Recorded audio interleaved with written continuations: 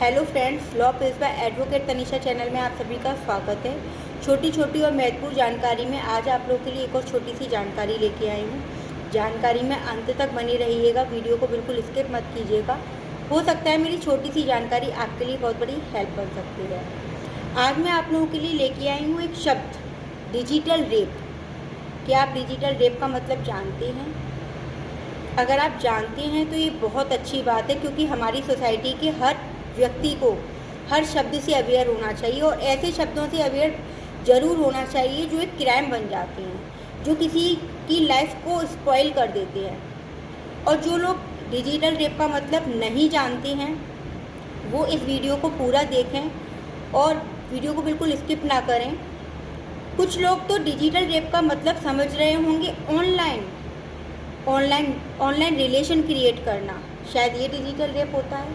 नहीं, digital rape का मतलब होता है कि एक महिला जो 0 साल से लेके जब तक वो नहीं मरती तब तक की महिला के बारे में अगर कोई व्यक्ति उसके साथ लिंग को छोड़ के, अपने पेनिस को छोड़ के किसी और रिप्रोडक्टिव पार्ट को उस महिला के प्राइवेट पार्ट में एंटर करता है, उसे बोलते हैं डिजिटल रेप।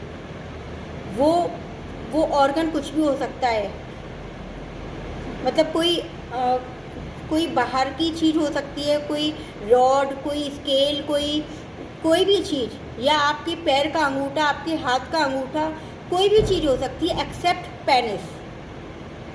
तो इसे बोलते हैं रिप्रोडक्टिव रेप। चाहे वो 0 साल की बच्ची के साथ हो रहा हो, चाहे वो एक 70 साल की महिला के साथ हो रहा हो। मैं 0 साल की बच्ची और 70 साल की महिला का एग्जाम्पल इसीलिए दे रही हूँ क्योंकि ऐसा हमारी सोसाइटी में हुआ है। बॉम्बे में एक केस आया जिसमें 2 साल की बच्ची के साथ उसी का फादर डिजिटल रेप कर रहा था। जब डॉक्टर ने सारे टेस्ट किए उस बच्ची के, उस 2 साल की बच्ची के, तो उस डॉक्टर ने पाया कि उसका फादर अपने अंगूठे से अपनी बच्ची का डिजिटल रेप कर रहा था। अब मैं 70-65 साल की महिला का नाम इसीलिए ले रही हूँ क्योंकि दिल्ली में एक ऑटो ड्राइवर ने, जिस ऑटो ड्राइवर के यहाँ के ऑटो में 65 साल की महिला जा रही थी, ट्रैवल कर रही थी, तो उस ऑटो ड्राइवर ने एक आयरन रॉड लेके उस महिला के साथ डिजिटल रेप किया। अभी एक और केस आया है जिसमें नोएडा, यूपी में जो नोएडा सिटी लगता है, उसमें एक महिला है जो कि 81 साल का पुरुष है और 17 साल की महिला है, उसके साथ डिजिटल रेप कर रहा है। आई डोंट नो क्या इसमें अच्छा क्या लगता है पुरुष को, या कितने साइको माइंड के होते हैं वो पुरुष, लेकिन ऐसे पुरुष के चक्कर में उन महिलाओं के साथ कितनी नाइंसाफ़ी होती है, उनका जीवन बर्बाद हो जाता है।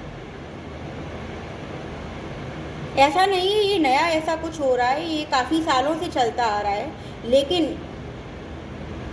पहले से इस रिप्रोडक्टिव ऑर्गन को, महिला के प्राइवेट पार्ट में एंटर करने को एक रेप का शब्द नहीं दिया गया था। लेकिन 2012 में निर्भया जो रेप केस था, उस केस के बाद इस तरीके के जो रेप होते हैं उसे डिजिटल रेप का नाम दिया गया, जिससे कि लोगों को एक्चुअली रेप और व्हाट इज डिजिटल रेप क्या होता है और विदाउट पेनिस क्या होता है डिजिटल रेप, उसमें डिफरेंस पता चले। इसे 376 में लागू कर सेक्शन 376 ऑफ आईपीसी में भी अप्लाई किया गया। पहले ये 376 ऑफ आईपीसी में नहीं आता था क्योंकि उसमें प्राइवेट पार्ट ऑफ मैन का होना बहुत ज़रूरी होता था।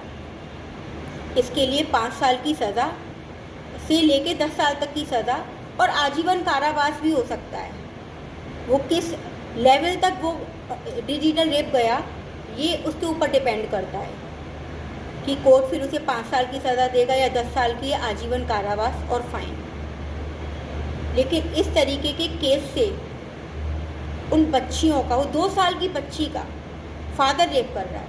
आपको एक बात और बताना चाहूँगी मैं, जो ये डिजिटल रेप चल रहा है ना, इसका 1% जो इसका हम लोगों ने कैलकुलेशन निकाली है, जो सरकार ने कैलकुलेशन निकाली है, उसमें सिर्फ 1% लोग ऐसे हैं जो बाहर के होते हैं। एक्चुअली डिजिटल रेप करने वाले खुद के होते हैं, हमारे आसपास के लोग होते हैं। हमारे दोस्त हो सकते हैं, हमारे चाचा ताऊ हो सकते हैं, हमारा कज़िन हो सकता है, हमारा खुद का फादर भी है उसमें। और डिजिटल रेप में बाहर की जो संख्या मानी गई है